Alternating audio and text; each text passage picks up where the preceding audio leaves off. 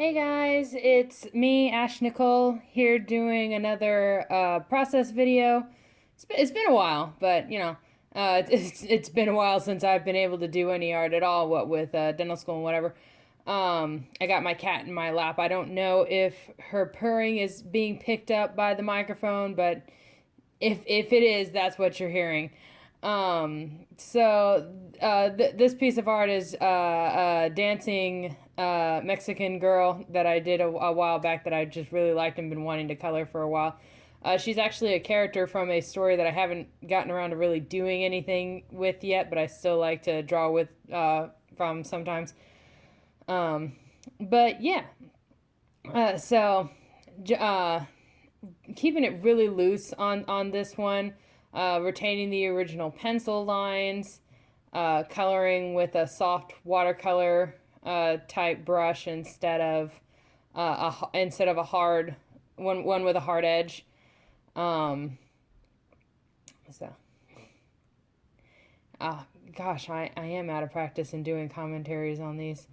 Um, but yep.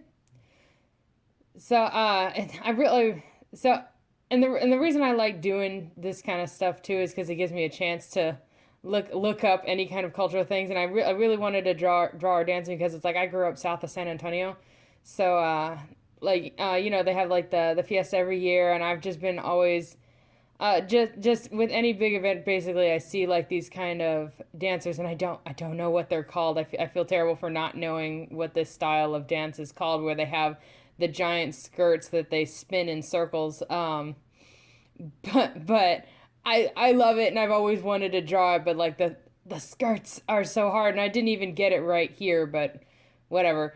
I've actually never seen one of those skirts where they weren't striped where it was a solid color, but like there was no way I was going to like even try to figure out like which way stripes would go on this like kind of shape, because that's it's kind of the duality of being an artist. You have to learn the when to say, oh, I want this perfect, I want all the details right and perfect, and when to say, you know what, screw it, good enough. So with this one, with the stripes on the skirt, I just said, nope, we're gonna do solid colors. It was hard enough just getting the shape of it. But yep. Oh, and those are my real pencil lines. Anyone who's followed me for a while knows that I draw with pencil all the time. It's like I've tried drawing on the computer. On like I got this reusable notebook where you can just like erase the pages and draw with a special marker. I've tried drawing on those, and I just can't. It's not the same as drawing with a pencil for me, and I used to get made fun of in college for drawing with pencils on real paper in a sketchbook because everybody else did digital. But whatever. To each their own.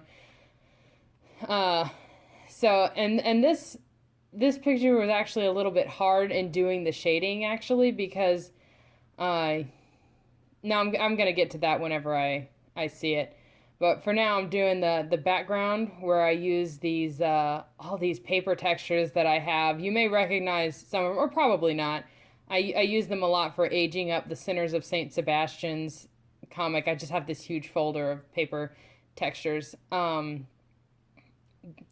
they're so useful for building brushes and adding texture. That's what I'm doing here. Is I'm building a brush of this paper, and anybody who has never made a brush in Photoshop, you basically get it to a black and white image, you go up to edit and select create brush with it, and then you can use it in anything. The more black you get in your base image, the more color will show up when you use it as a brush, and the more white it gets, the more transparent it is. So I went in there, made a brush with it and made it big to be the background because I didn't need like a fancy background for this one. I just wanted something that looked a little interesting, just something that wasn't a white void.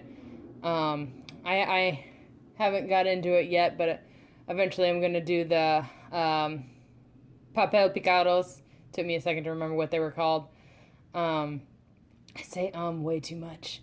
Oh, but yeah, here I'm about to get into the shading, and so you'll see what I had to do for this. So normally I can just put a mask on the layer and put the over, but since this was like the soft pencil lines and the soft coloring, I wasn't able to do that.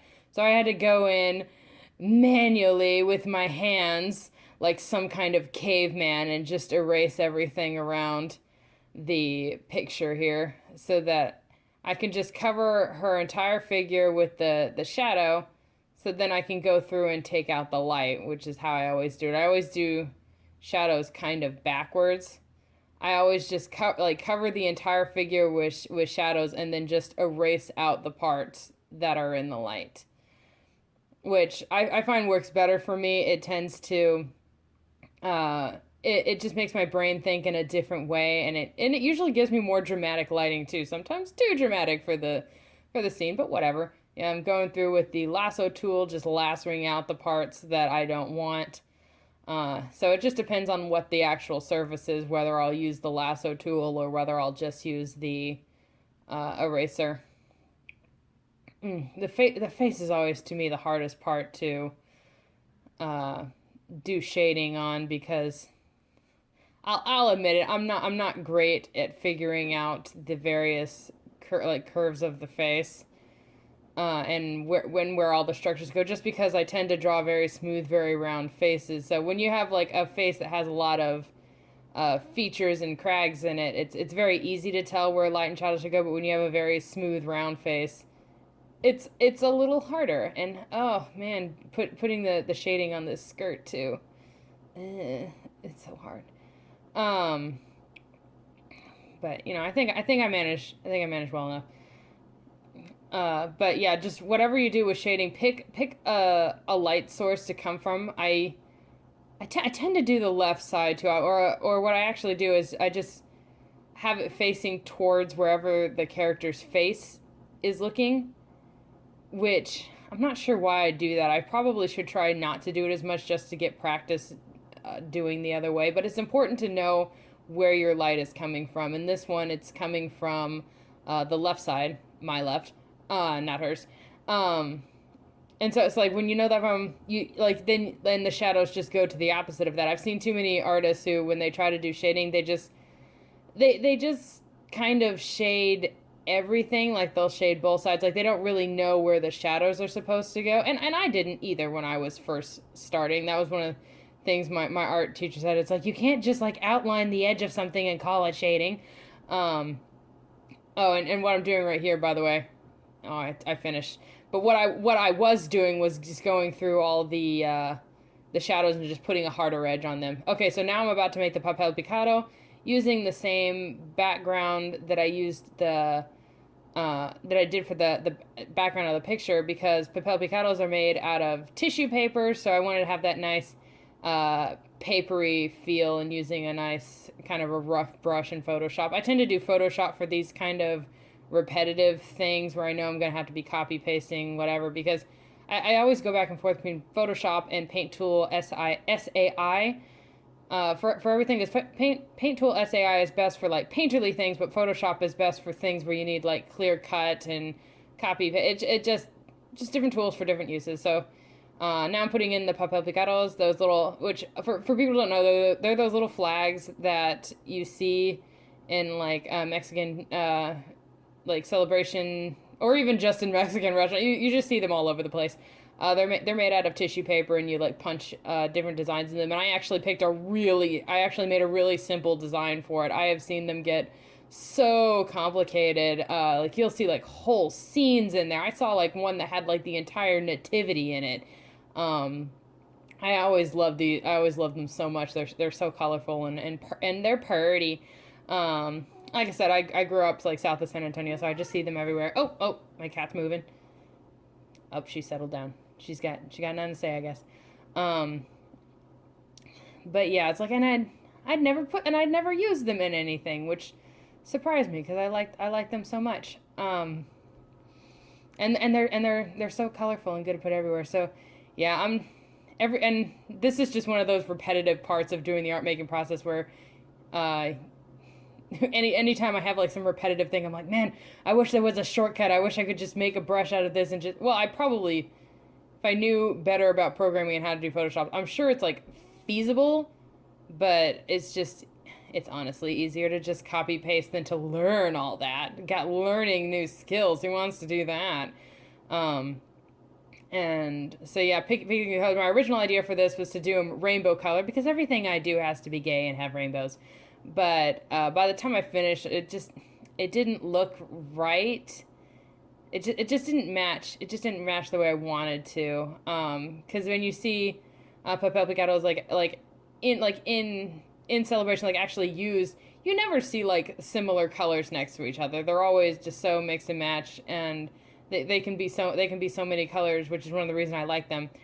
But yeah, it's like and by the way, if you think this is going on for a while, me doing these all different colors, and like, remember that this video is sped up at 7 times the actual speed I was doing this. I think I spent a full half hour just trying to decide all the colors of these little flags.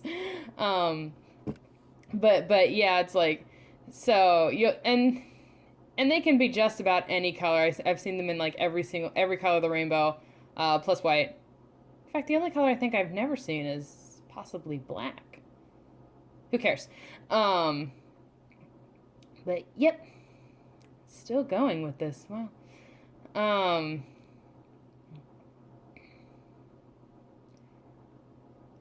don't even know what to say here. I guess learn from my mistake on this one. Go in knowing your color scheme. Don't waste like a half an hour playing with the colors in your little background elements like this, because this is boring to watch and this was boring to do. But yeah, I eventually came to where I like it. Oh, fun. More up close shading. I feel bad that she doesn't look happy about what she's doing. Like, when you get up close, it's obvious that she's happy. When far away, it doesn't. That's one thing I didn't care for with this one. Oh well. Going through, and instead of doing outlines on them, just going into doing a fringe effect now on all the papel picados, so that they kind of stand out a little more. Trying to get some texture on the painting on the picture as a whole, because I just think that always makes it look a little bit more interesting and less flat. That's also why I went with the pencil lines instead of doing proper line art with this one, because anytime that you can get something in there that doesn't look flat, that doesn't look digital, people respond to it. People like that. People like seeing the hands that made the art. Which it took me a long time to really accept that, because I always thought, I was like, no, I need to get it perfect. I need to get it flat and perfect, and so that you can't see the hand, so that's perfect. And then after, and I hate that because I feel like in some ways I hate that because it makes me feel like I've given in to my college professors who were so down on digital art. Like, oh no, it's not like you did any actual work to do this. When, obviously digital art is a lot of work. But yeah, they were right in one sense in that it's good to have to see the hands that made it. People really respond to that. So this right here is I like to do lately I like doing little set pieces for my art, because I love looking on Instagram or whatever where you'll see traditional paintings like watercolor, oils, whatever, and people will make these little sets for it, kind of, where it'll be surrounded by plants, or it'll be surrounded by the tools they use to make it. And I just love that so much, and I just thought, you know what, why should I let the fact that I mostly do digital art stop me from doing stuff like this? So this is all stuff I just had in my house. I literally just went out with a bunch of tissue paper to match the kind of the color scheme of the drawing, and some tamales that I had left over from Christmas, because yay, I have so many of them in my fridge right now. They're so good.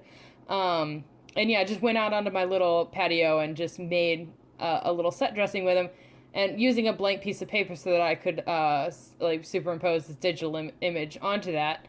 And I always do it with multiply just so that it matches the scene. It doesn't go over the shadow, and the effect is always so nice, because it literally, look at that, it literally looks like I just printed it out and threw it on the ground and took a picture of it. I was so lucky that I had a plate that was all the right color scheme. But yeah, I hope you enjoyed this. I hope this gave you a look into the process and helped you a little bit with anything. All right, thank you. Bye.